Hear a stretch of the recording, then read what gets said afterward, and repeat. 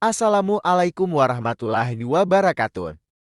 Di video ini menceritakan kisah wafatnya seorang nabi besar, Rasulullah Shallallahu Alaihi Wasallam.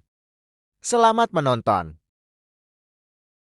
Rasulullah Shallallahu Alaihi Wasallam wafat pada tanggal 12 Rabiul Awal tahun 632 Masehi. 2 bulan setelah menunaikan haji wada, Rasulullah Shallallahu Alaihi Wasallam menderita pusing dan demam tinggi. Saat itu Rasulullah Shallallahu Alaihi Wasallam berada di rumah Sayyidah Maimunah.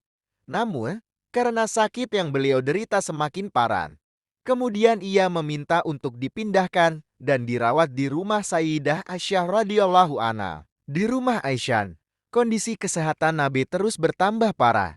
Meski demikian, Nabi tidak pernah meninggalkan sholatnya, bahkan masih mengimami sholat selama beberapa kali. Pada waktu subuh di hari Senin, Nabi Shallallahu Alaihi Wasallam tidak ikut sholat berjamaah dan hanya memperhatikan kaum muslimin yang sedang berdiri di syaf-syaf sholat. Tiada ada yang menyangka momen tersebut merupakan waktu subuh terakhir bagi beliau. Ketika waktu duha semakin tinggi, Nabi Shallallahu Alaihi Wasallam memanggil anaknya, Fatimah, lalu membisikkan sesuatu kepadanya yang membuat Fatimah menangis dan tersenyum. Ketika mendapat bisikan Nabi yang kedua, Ibunda Fatimah, Aisyah melihat kejadian itu dan bertanya tentang hal tersebut. Fatimah kemudian menjawab, Nabi Shallallahu Alaihi Wasallam mengatakan padaku bahwa beliau akan wafat, dan aku menangis. Kemudian beliau mengatakan padaku bahwa aku adalah orang pertama di antara keluarga beliau yang akan menyusul beliau. Rasulullah Shallallahu Alaihi Wasallam kemudian memanggil cucunya Hasan dan Husain dan mencium mereka selagi berpesan pada semua orang yang ada di sana untuk menjaga kedua cucu kesayangannya tersebut.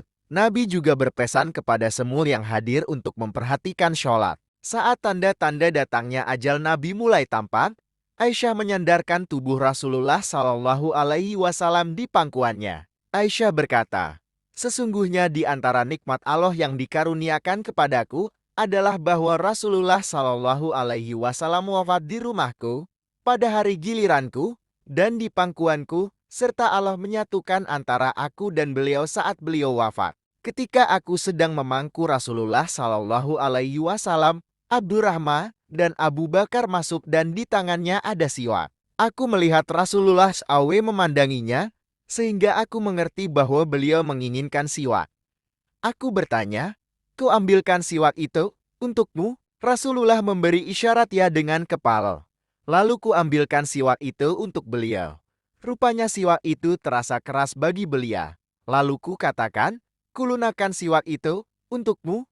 Beliau memberi isyarat ya, lalu kulunakan siwak itu. Setelah itu aku menyikat gigi beliau dengan sebaik-baiknya siwak itu. Sementara itu, di hadapan beliau ada bejana berisi air. Beliau memasukkan kedua tangannya ke dalam air itu, lalu mengusapkannya ke wajah seraya berkata, La ilaha illallah. Sesungguhnya kematian itu ada sekaratnya. Sahih Bukhari 2, 640. Selesai bersiwan, beliau mengangkat kedua tangannya dan mengarahkan pandangannya ke langit-langit seraya menggerakkan kedua bibirnya. Aisyah mendengarkan apa yang beliau katakan itu. Beliau berkata, Ya Allah, ampunilah aku, rahmatilah aku, dan pertemukan aku dengan kekasih yang maha tinggi. Ya Allah, kekasih yang maha tinggi, Ad-Darimi. Miskatul Masyabil 2, 547. Pada waktu duha yang tinggi di hari Senin, 12 Rabiul Awal 11 Hijriah, atau tepatnya pada tanggal 8 Juni tahun 632 Masehi, Rasulullah Shallallahu Alaihi Wasallam berpulang ke rahmatullah pada usia 63 tahun, lebih 4 hari. Detik-detik terakhir ajal Rasulullah Shallallahu Alaihi Wasallam merupakan momen yang menggetarkan hati. Meskipun beliau menghadapi kematian, Rasulullah tetap berhubungan dengan Allah dan berdoa dengan penuh kerendahan hati. Pesan yang terdapat dalam momen ini adalah pentingnya mempersiapkan diri kita untuk menghadapi ajal.